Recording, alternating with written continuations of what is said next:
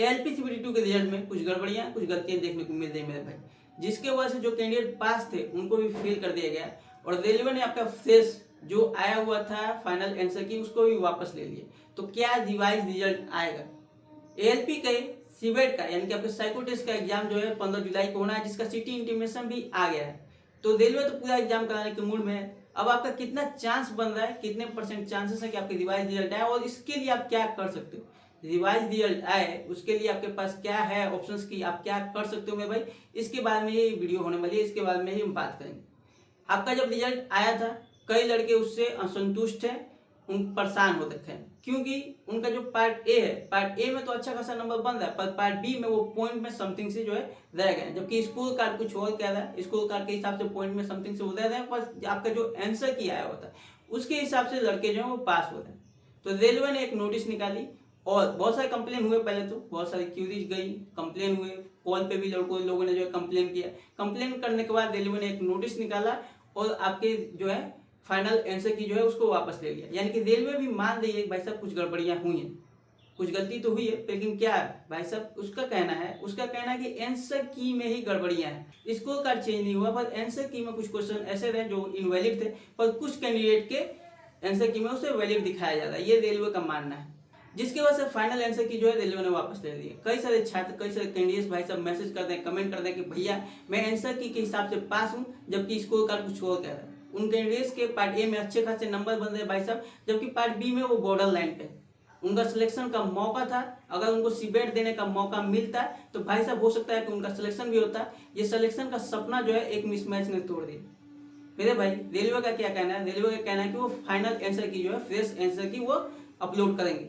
15 जुलाई को एग्जाम है, अभी तक फ्रेश आंसर की नहीं आया है, छात्र अभी भी अंधेरे में। तो डिमांड ये है मेरे भाई साहब कि पहले तो आप जो है फ्रेश आंसर की उसको जारी करिए और आपके एग्जाम से पहले जारी करिए, और अगर उसमें मिसमैच मिलता है, कुछ गड़बड़ियां मिलती हैं, फ्रेश आंसर की जो आएगा उसमें भी अगर मिसमैच मिलता है, कुछ गड़बड़ियां मिलती हैं, तो फिर रिवाइज रिजल्ट जारी किया जाए।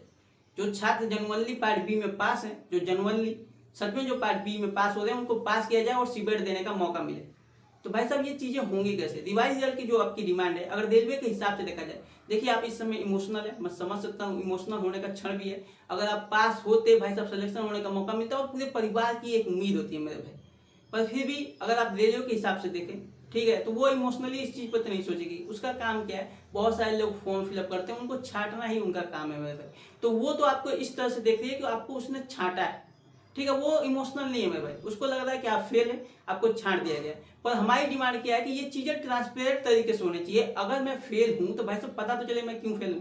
ऐसा तो नहीं कि आंसर की मैं पास दिखाया जाऊं, स्कूल कार्ड में मैं फेल दिखाया जाऊं, ये तो नहीं चलने वाला है ना भाई साहब। जो भी चीजें हो रही हैं एक ट्रांसपेरेंट तरीके से चीजें हो, हमें समझ में तो आए, हमें दिखे तो कि हाँ हम फेल है ना भाई, उसके बाद चीजें सही होंगी। तो हमें क्या करना है? हमें डिमांड करनी है आपके फ्रेश आंसर की रिवाइज रिजल्ट की। अभी आप डिमांड करोगे तो नहीं होगा, प्रॉपर एक वे में चलना पड़ेगा, सिस्टमेटिक वे में, क्योंकि रेलवे उसी तरीके से काम करने वाली है। उनका कहना है कि भाई साहब आंसर की में गलती है तो एक फ्रेश आंसर की आप डिमांड करिए। देखिए जो अब आएगा आपका फ्रेश आंसर की, रेलवे आपके हो सकता है उसको इनवैलिड करे, वैलिड करे, पर वो क्वेश्चन तो चेंज नहीं कर सकते। क्वेश्चन जो आपके आए हुए हैं, क्योंकि बहुत सारे लोगों ने पहले से पीडीएफ डाउनलोड करके रखा हुआ है, वो आपका जो एग्जाम में क्वेश्चन आया था उसको चेंज नहीं कर सकती, आपके आंसर्स को भी चेंज नहीं कर सकती। वो वैलिड है, इनवैलिड है, ये चीजें वो कर सकती है। इस चीज को आप उसके बाद भी चेक कर सकते हो, जब वो जारी करेंगे आप अच्छे से चेक कर सकते हो। कैंडिडेट्स का डिमांड है कि फ्रेश आंसर की जो है वो जारी किया जाए, और ये चीज आप कर कैसे सकते हो? जैसे आपने पहले क्यूरी रेज करी थी, पहले कंप्लेन किया था, सेम टू वही तरीका है भाई साहब, सेम उसी तरीके से आपको कंप्लेन करना है। और आप ये नंबर्स हैं जिसपे आप कंप्लेन कर सकते हो, होगा वहां से आप क्यूरी रेज कर सकते हो, मेल कर सकते हो।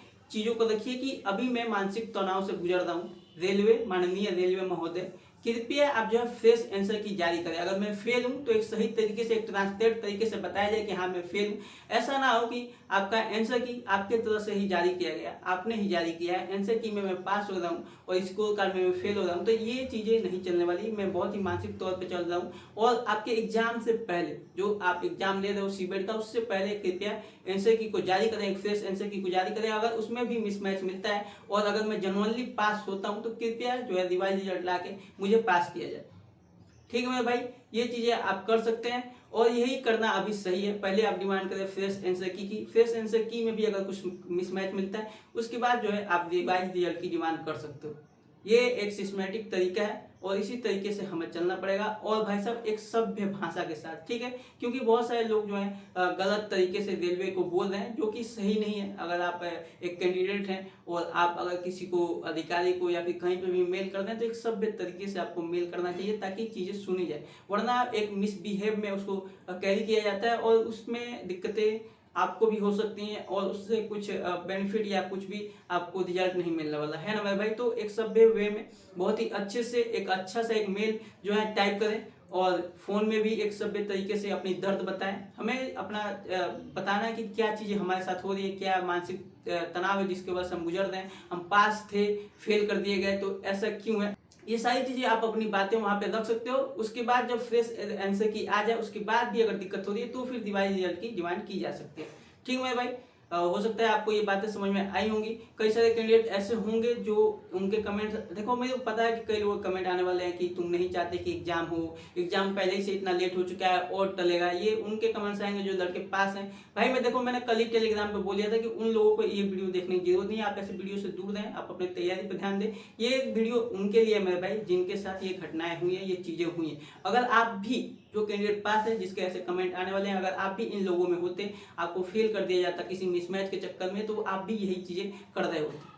ठीक है मेरे भाई, तो ये देखो कोई फेल है इससे हमें दिक्कत नहीं है, कोई फेल है अगर जनरली फेल है तो हाँ फेल कर दो, फिर ये ट्रांसपेरेंट तरीके से करो। ऐसा ना करो कि आप आंसर की में पास कर दो रिजल्ट में फेल कर दो, तो ये चीजें जो है नहीं चलने वाली, क्लियर तो हो, है ना मेरे भाई। तो ये चीजें जो मैंने बताया आप कर सकते हो। बाकी हम आपसे मिलते हैं नेक्स्ट वीडियो में किसी और टॉपिक की बात करते हुए, तब तक के लिए